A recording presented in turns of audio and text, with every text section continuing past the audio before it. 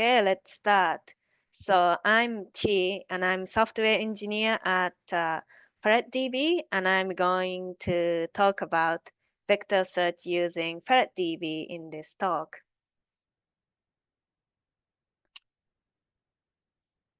Um, so for those who's not familiar with FerretDB, let's recap a little bit about FerretDB. So FerretDB is a open source proxy that converts via protocol queries to SQL and uses PostgreSQL with DocumentDB extension as database engine.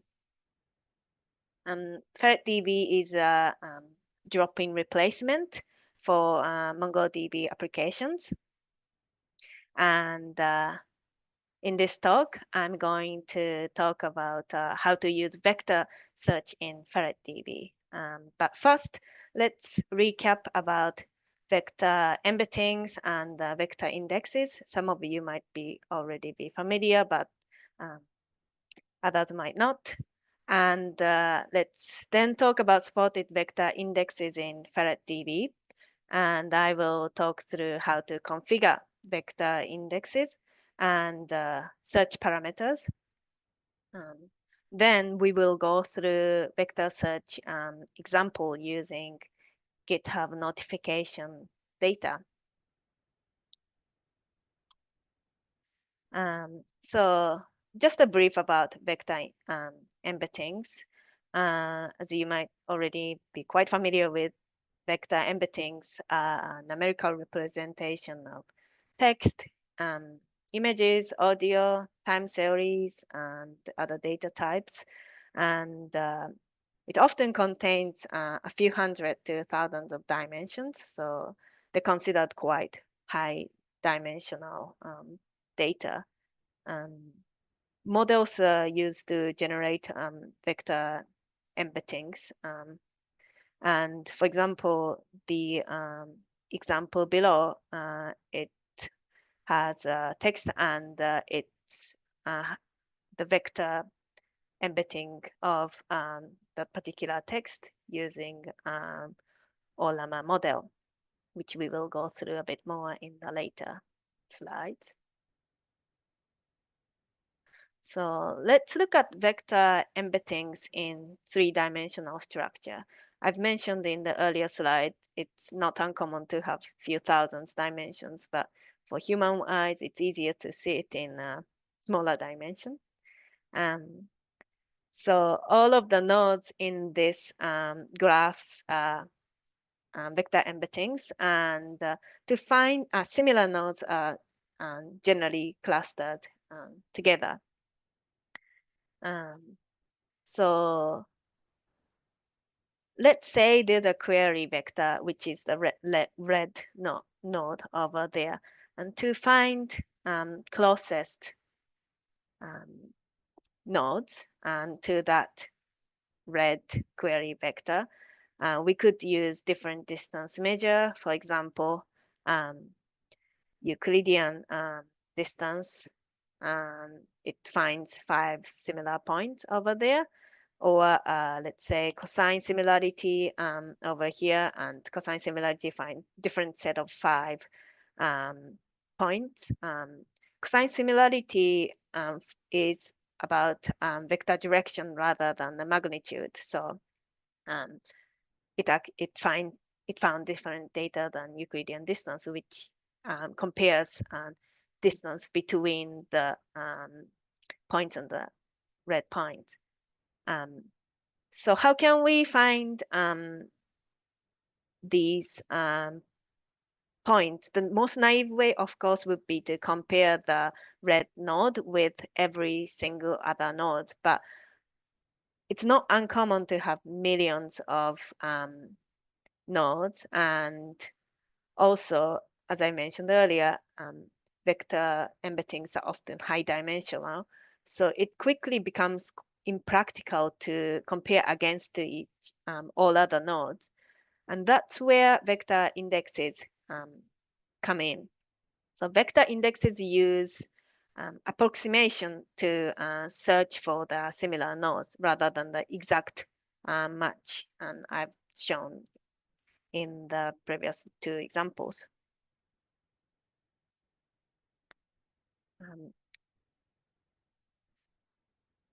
So let's now go into how to create vector indexes in FerretDB. Here you see the code, which is a Mongo SH syntax for those who are familiar with, and those who are not, you could just treat it as JavaScript syntax. db.run command is way to run MongoDB command, and in this case, we run create indexes command, and to create the indexes on notification collection. And then in the indexes, we can set name of the index, what field to index on, which is title underscore vec, and we set Cosmos search, which indicates it is going to use vector search. We also set Cosmos search options and including similarity measure we are going to use. In FerretDB, we have 3 different similarity measures supported: cosine similarity, Euclidean distance, and inner product. Then it also needs dimensions to be set. And so dimensions of all of the vector embeddings has to be the same. And this is 10,024, which is quite high dimension of data. To search vector embeddings, we use aggregation pipeline on the notification collection again, and then search operator to search for do a vector search. We set the vector embeddings to search for, and what field in the collection that contains vector embeddings. And then K is set to tell how many results to return, and additional settings based on the vector indexes to use can be set as well. Okay, let's talk about supported vector indexes in FerretDB. So FerretDB supports hierarchical navigable small world and inverted file. We will go through them a bit more in detail. To use hierarchical navigable small world, we set the vector the kind to vector dash HS and NW. Hierarchical small world is hierarchical navigable small world is quite fast due to using layers and graphs during the index build time, and then in the search time you traverse the layers and graphs. Because of that, it uses a lot of memory, and also it takes a while to build indexes. So let's use example of these set of nodes and see how we can demonstrate what HNSW looks like. So for creating index with HNSW, it builds this layer structure as well as graphs. So what you can see is that higher layers are sparsely connected, and lower layers are more densely connected. And at the bottom layer, all of the nodes are present, whereas only handful of the nodes are present at the highest layer. When you're inserting a node, what layer the node is inserted is based on the probability, and it's more likely to get inserted in a lower layer than higher layer. And once node is inserted, it creates connection to the nearest node and then moves down to another layer and create connections on the lower layer as well. So if a node is inserted, let's say this layer, that node will exist on all layers below this layer. However, um, not the above layers. Okay, so let's use an example. Let's say we are inserting the orange node here, and the probability says that it's going to get inserted on this layer. So it uses previously built indexes to traverse and search for the closest nodes to connect. So in this case, let's say it finds 3 of these nodes to connect to. And once it's connected, it's going to move down a layer and then repeat the process. But before we do that, let's call these bordered nodes candidates, because these are the candidates that are used to start traversing in the lower layer. So for example, to find nearest nodes or closest node in the lower layer, first this one of the candidate node is used to start um, traversing the search and until it gets to the closest one. And also, this is another candidate, and it's used for to start traversing search as well. So another way of saying these candidate nodes are they are the entry point to where you start search for the finding connections for this particular layer. And let's say it's found connections to these um, four nodes. So what you can see is that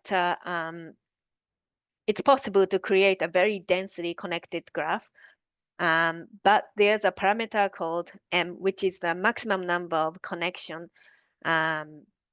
each node can have. And here we are setting it to 5. And this limits the number of connection this node can have, and also this node can have. And if you have a high number of M, it's better for accuracy, and it's also recommended for high dimensional data to have higher value of M. But initially recommended value from the author of this algorithm is 5 to 48. As you start increasing this M value to quite large, what happens is that you might not get accuracy anymore while index building time and memory usage increases. So there's a trade-off between accuracy as well as um, speed of the algorithm and index building time. So what I briefly mentioned earlier that you start search from a candidate when you move down to a layer, and the number of the candidate you can keep from going one layer to a lower layer is limited by EF construction number. And similarly to M, higher EF construction is better for record, but this slows down index building time and also insert speed as well. So again, there's a trade-off, and this has to be double of M, which is a connection of the maximum connection of the nodes. So let's see how we search with HNSW. So one of the parameter is k, which is the number of the result to return. And then there's a EF search parameter, which is similar to EF construction we've just talked about. And this is number of the search candidate upon moving down a layer. So let's say the search vector or querying vector is this red node. And often there's an entry point to the top layer of the graph, but let's say we enter from this node over here, and the graph is traversed until it reaches close to the query vector. And then once it got to the close to query vector, it moves down the layer by keeping, in this case, two nodes to the two candidate nodes. And then you move down the layer, and then you start search again from these candidate nodes, and you find another closer one, and add this to the candidate node, move down a layer, and then traverse to the closest possible values. And let's say this case it found 4 nodes. So EF search value is recommended to be at least K, and this is to minimize being stuck in a local minima and allow more entry point to search in the lower layers. So now we've learned about HNSW. Let's now go through what inverted file vector index is. You can specify using vector index, inverted file vector indexes by setting the kind to vector IVF. IVF is fast at indexing, and it uses less memory than HNSW, but the speed of search versus recall is lower than HNSW. Inverted file creates clusters of nodes and then uses that cluster to search. So here we have 6 clusters, and the cluster is determined by this num lists, which is 6 over here. So how the cluster is made is that for each of 6 nodes, which are called centroid, and a circle is made, and then where it borders with another circle, it creates a border, and then cluster is formed. Then each node is assigned to a cluster, and that's how it's being set up. So let's search using inverted file. Here we have a k of 5, which means we want to return 5 results.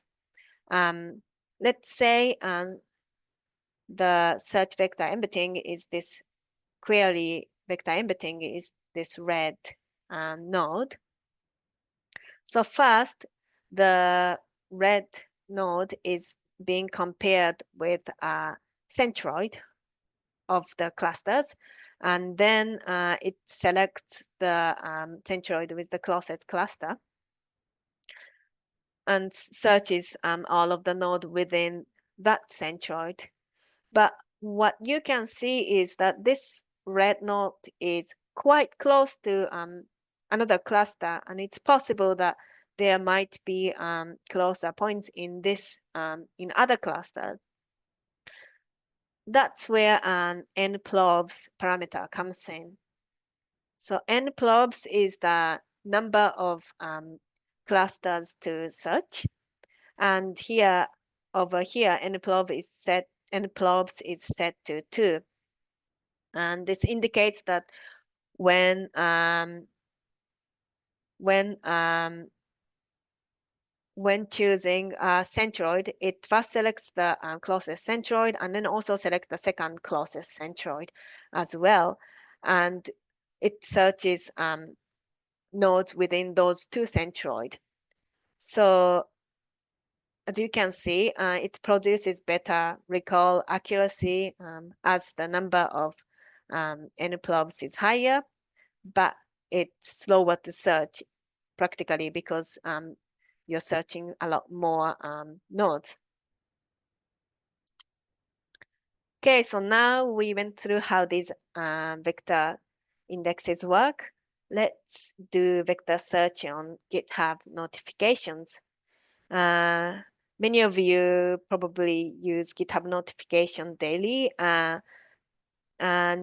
you're aware that GitHub notification has filters, but there's actually no text search. Notifications are quite useful because it only contains subscribed um, updates. So having text search is pretty powerful, in my opinion. And in this example, we will just search the GitHub notification titles. So, for example, title of this one is SQL backend discontinued with FerretDB 2.0. So for our GitHub notification search setup, we have a repository in notification search. We use FerretDB embeddable package, and also we use vector embeddings of the notification title generated by Olama Snowflake Arctic model.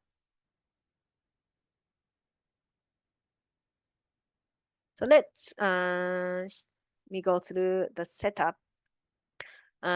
We have a Git notification search program which queries GitHub API to get notifications. And for the notification title, it queries Llama to get vector embeddings. Then that's being stored to FerretDB, um, like this example before. So it has a title. The title vec is the vector embeddings, and then it contains other GitHub notification fields. So for creating vector index on GitHub notification title, we used cosine similarity. It's tend to work better with high dimensional data, as dimension is 1024, which is quite high. This dimension was set by Olama Snowflake model we used. We set to use HNSW. Um, it has high index time and memory usage, but for this example, that's not an issue. Um, the number of nodes, maximum number of nodes, M is set to 5. Interestingly, increasing this value to higher value didn't actually improve accuracy.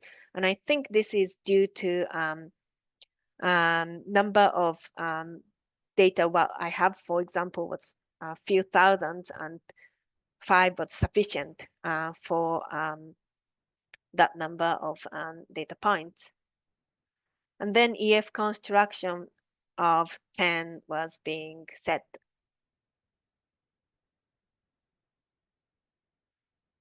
So to query the search, the notifications search program has a HTTP endpoint running locally, and you can use query to search for search by text. As you search, GitHub notifications search queries or Llama to create vector embeddings. and it uses that vector embeddings to run search on FerretDB. So here in the search, it was set to return 10 result, and the EF search of 20 was set. So the candidate knows that is used from moving down the layer. Okay, let's look at what result it returned.